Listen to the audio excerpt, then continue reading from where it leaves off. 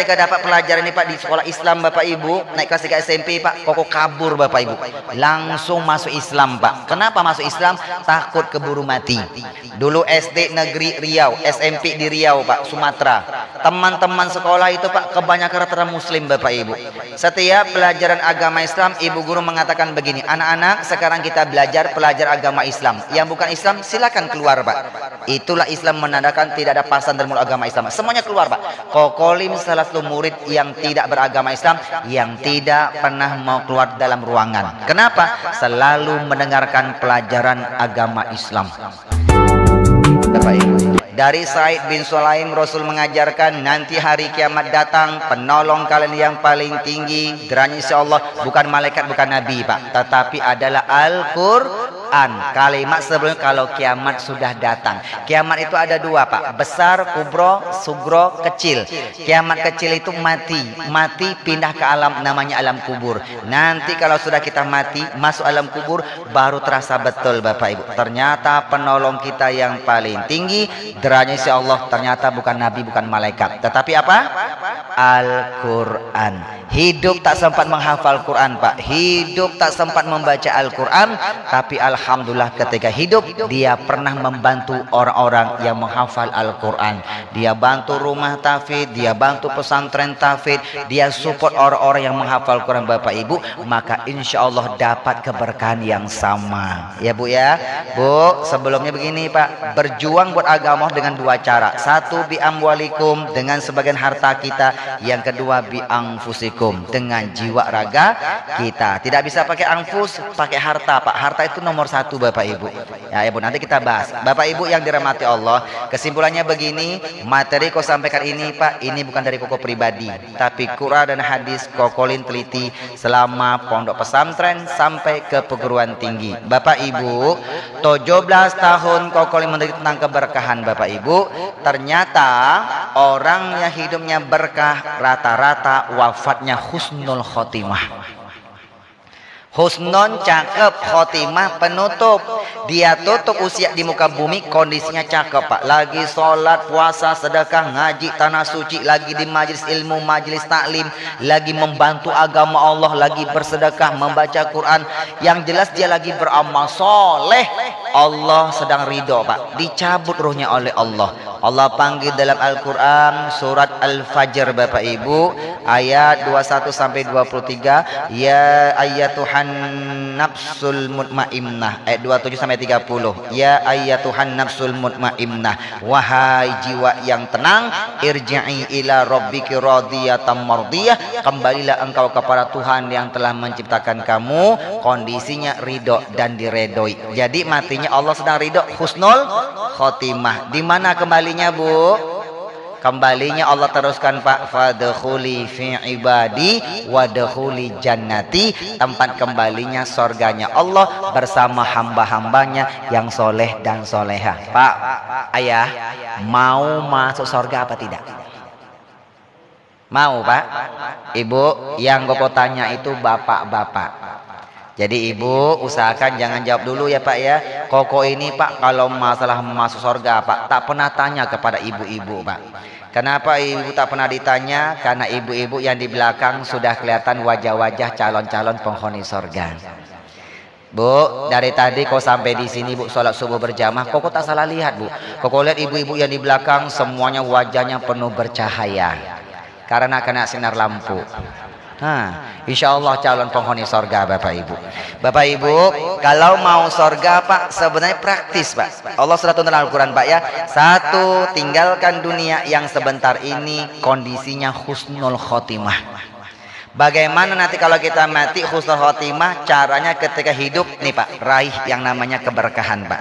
Bagaimana hidupnya berkah? Kita buka masternya Pak, gerbangnya Bu ya. Rahasia menggapai keberkahan. Bapak Ibu, waktu tinggal Bapak Ibu tinggal 45 menit. Ayah Bunda yang tercinta, sukses itu lambangnya, sukses itu hanya memberi kebahagiaan cuma sebatas kehidupan alam dunia. Sementara berkah memberi kebahagiaan dunia, alam kubur sampai alam akhirat. Sukses itu lambangnya adalah DUIT, dibaca duit. Pak, Bu, duit itu 17 tahun koko teliti Pak, ternyata itu lambang sukses.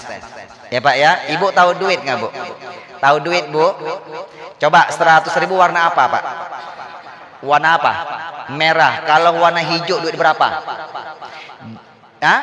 20.000. Sekarang duit yang warnanya 50.000 itu warna apa? 50.000. Bapak Ibu namanya tawadud, tahu warna duit. Sekarang duit yang abu-abu. Kalau abu-abu duit berapa itu Pak? 2.000. Kalau abu-abu itu Pak samar-samar Pak. Namanya orang Jakarta mengatakan tak jelas, itu abu-abu Pak. Tanahnya tak jelas Pak, abu-abu samar. Bapak Ibu kalau pegang duit 2.000 sama 20.000 Pak, Bapak buka Pak di malam-malam Pak. Suka ketukar Bapak Ibu karena warnanya abu-abu Pak. Ya tak jelas Pak ya. Koko sekarang tanya Pak ya, Bapak sudah tahu warna duit ini. Koko tanya, duit Bapak bekerja cari duit, cari rezeki. Ya Pak ya, anak sekolah tinggi-tinggi biar bisa bekerja cari duit, cari rezeki. Koko mau tanya, duit rezeki dari siapa Bapak Ibu? Dari Allah. Betul Pak, yakin Pak ya? Kalau duit rezeki dari Allah, kira-kira Allah minta lagi sebagian rezeki duit itu Pak untuk membantu agama Allah. Membantu agama Allah, satu, bantu para pendakwah yang menyiarkan agama Allah, bantu rumah tahfidz, pesantren tahfidz, bantu masjid, musola, yayasan Islam, panti asuhan, berkurban, haji, menghajikan orang, umroh, mengumrohkan orang dan sebagainya Bapak Ibu Pak ya. Kira-kira Bapak Ibu Pak, orang sekarang yang dikeluarkan warna apa rata-rata Pak? Bapak Ibu buktikan Pak. Pak ya, Pak Bu, mohon maaf Pak, Koko ini sampai dakwah Indonesia Pak selalu meneliti Bapak Ibu. Kalau Jumatan masjid pasti ada kota amal Pak. Itu harus Pak, harus. Karena aqimus shalah wa atuz zakah. Dirikan sholat, tunaikan zakat. Zakat itu sedekah, namanya sedekah wajib. Sholat pasangannya sedekah. Ini sepaket Pak, suami dan istri, tak bisa dipisahkan Bapak Ibu. Sholat hablum minallah, sedekah itu hablum minan nas. Ya Pak ya, sepaket ya Bu ya. Bu, Ibu kalau bawa duit ke pasar, ke mall ya Bu ya, pasti bawa duit Pak. Kenapa? Ingin berniaga sama manusia Pak. Itu cari sukses. Tapi kalau ke masjid tolong bawa duit. Kenapa? Ingin berniaga kepada Allah. Bapak kalau habis ke masjid nih bawa duit Pak. Walaupun tak banyak Pak, masuk kota amal Bapak Ibu. Ya Pak ya, sholat pasangannya sedekah. Oke Bu ya.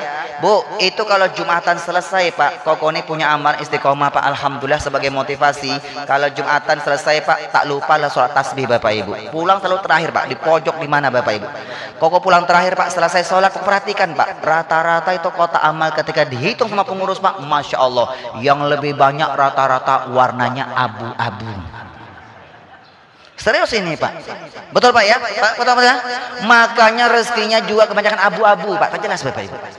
Bu, ini rahasia mau dapat rezeki besar Pak. Ini jujur Pak Ibu, Pak ya. Bapak Ibu, duit rezeki dari Allah. Kalau diminta bantu buat agama Allah, kalau kita bawa ini Pak, ada merah, biru, hijau sama abu-abu, keluarkan yang merah Bapak Ibu. Jujur Pak ya, keluarkan yang besar Pak, yang terbaik Pak. Tapi di kepala kita Pak, di hati kita Pak, anggap ini kecil Pak. Ya Pak ya. Ana inda zanni abdi, dan ahli kursi Pak, aku suka hamba sesuai sangkaan hambaku Pak. Kecil Pak. Kenapa anggap kecil? Ini kan dari Allah, bantu agama Allah. Nanti yakin Pak, Allah kasih rezeki yang besar Pak. Duit yang besar itu akan betul-betul jadi kecil Bapak Ibu. Ya Pak ya, duit yang besar akan jadi kecil. Kenapa jadi kecil? Karena rezekinya besar Bapak Ibu. Pak, logikanya Bapak Ibu kalau pengen tangkap ikan paus, kira-kira umpannya ikan teri atau ikan besar Bapak Ibu? Pas ikan besar ya Pak ya, dapat yang besar Bapak Ibu. Duit rezeki Pak, duit itu lambang sukses. Orang barat yang meneliti mengatakan time is money, waktu adalah duit. Kenapa waktu adalah duit Pak? Karena duit itu lambang sukses. Siapa yang semakin banyak duitnya, maka dia semakin sukses.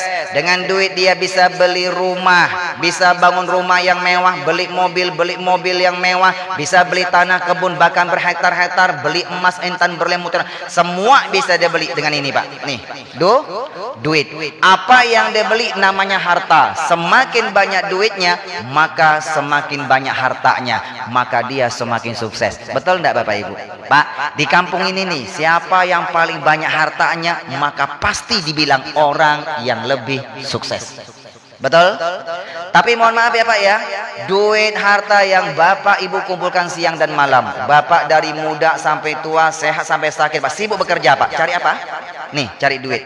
Ini baru sebatas sukses, baru memberi kebahagiaan, cuma sebatas kehidupan alam dunia. Artinya, ayah bunda bisa menikmatinya Pak ketika cuma hidup di alam dunia. Bapak Ibu, tolong jangan dilupakan Pak, setelah alam dunia masih ada 2 alam lagi yang akan kita tempuh Pak. 2 alam Pak ya. Setelah alam dunia, kita nanti pindah ke alam berikutnya Pak, namanya alam kubur. Bu, alam kubur itu namanya alam barzakh. Barzakh itu artinya pemisah. Baca surah Ar-Rahman ayat 20 Pak. Apa kata Allah? Bainahuma barzakhul la yabghiyan. Artinya pemisah. Pemisah alam dunia sama alam akhirat, di tengah-tengah dipisahkan Pak. Ini namanya alam kubur Pak, alam pemisah. Nanti kalau sudah masuk alam kubur Pak, kira-kira mobil Bapak, rumah Bapak, tanah Bapak, emas, entas, berlian Bu, bisa Bapak nikmati apa tidak Pak? Cuma sebatas sukses. Bapak Ibu, ada 4 kehidupan manusia. Bapak Ibu mau beriman tidak beriman, pasti kita tempuh Bapak Ibu. Koko ini beriman betul Pak. Makanya ketika dapat pelajaran ini Pak di sekolah Islam Bapak Ibu, naik kelas 3 SMP Pak, Koko kabur Bapak Ibu, langsung masuk Islam Pak. Kenapa masuk Islam? Takut keburu mati. Dulu SD negeri Riau, SMP di Riau Pak, Sumatera. Teman-teman sekolah itu Pak kebanyakan rata-rata Muslim Bapak Ibu. Setiap pelajaran agama Islam, ibu guru mengatakan begini, anak-anak sekarang kita belajar pelajar agama Islam. Yang bukan Islam silakan keluar Pak. Itulah Islam menandakan tidak ada pasan dalam agama Islam. Semuanya keluar Pak. Kokolim salah satu murid yang tidak beragama Islam, yang tidak pernah mau keluar dalam ruangan. Kenapa? Selalu mendengarkan pelajaran agama Islam.